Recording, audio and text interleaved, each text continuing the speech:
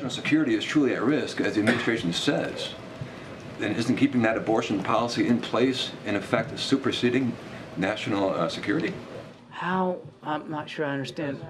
You want to get the nominations through, right? You take back the policy. Oh, so the suggestion is that we should just turn our backs. No, I get it. I didn't say it was yours. But the suggestion is we should just turn our backs on 1 in 5 of every person in the United States military, let alone their family members, just so we can get these officers confirmed. That's the suggestion that I think you're elucidating. That was John Kirby of the National Security Council, losing his temper on Tuesday after a reporter suggested that the Pentagon should no longer protect the health care of female service members, all as part of a hypothetical deal to get Republicans to stop blocking military nominations. And Kirby had none of it. And that just would be an egregious violation of the covenant that we make, the military makes, with the people that sign up and volunteer. Remember this, they're volunteers. There's not conscription, there's no draft. People volunteer for this. And when they volunteer for that duty, they have every right to expect that they're going to get the health care they need. And let me tell you something else. A healthy force is a ready force. So don't talk to me about national security being impaired.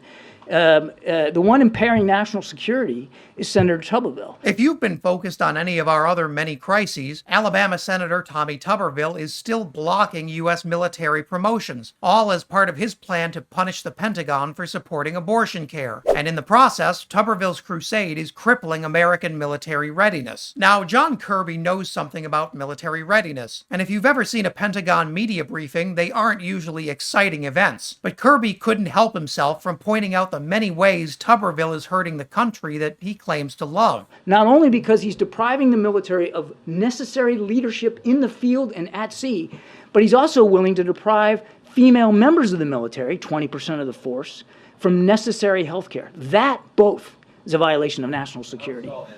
My last question, how does it all end? How does it all wrap up? I can't possibly predict that, but I could tell you how I'd like it to end. I'd like it to see, and I think I speak certainly for everybody in the administration, for Mr. Tuberville to lift his ridiculous hold. And there are growing signs Tuberville's fixation on preventing military promotions is really hurting his popularity back home, because even Republicans are starting to break ranks with Tuberville to allow some confirmation votes, and the headlines are just brutal. But all of these senior military officials telling Tuberville that he's the problem hasn't stopped old Tommy from thinking he's actually the hero of this story. And even though he never served in uniform, Tuberville claims he's more military than anybody else, because as it turns out, his father served. Well, there's nobody more military up here than me, but I just hope we can work this out. The problem that I have, and I represent people in Alabama. I think it's important to point out and comment on what Senator Tuberville just said.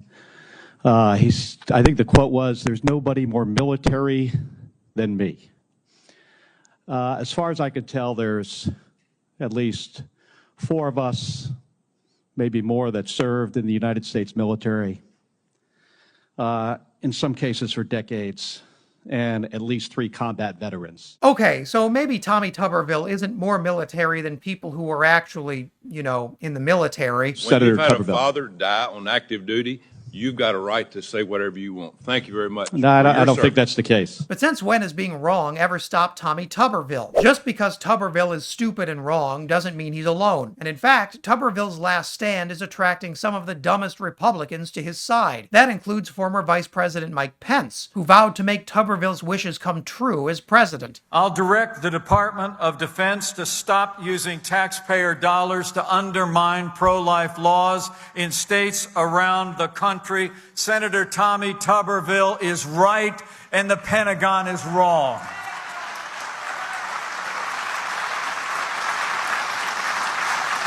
And on the cause of life, I promise you, if I have the privilege of being your president, you'll have a champion for the unborn. Yikes. Never a great sign when the Republican who wants to support you is the one all the other Republicans wanted to kill. Though, think about what Pence just said. Notable non-veteran Tommy Tuberville knows more about the Pentagon than the Pentagon does. That doesn't sound like support our troops talk. Republicans are actively jeopardizing American national security with their nonsense blockade of military promotions. They're also doing more to change change military voting habits than anyone has in a generation, because for the first time, most senior military officials now view the Republican Party negatively. Tuberville's all-out attack on military readiness is already hurting Republicans in districts they'll need to win in 2024. It couldn't happen to more deserving people. And if you think that was wild, check out this video. So much food and water stored down there to feed the whole United States for about 10 years. And as always, leave a comment below so you can let me know what I should cover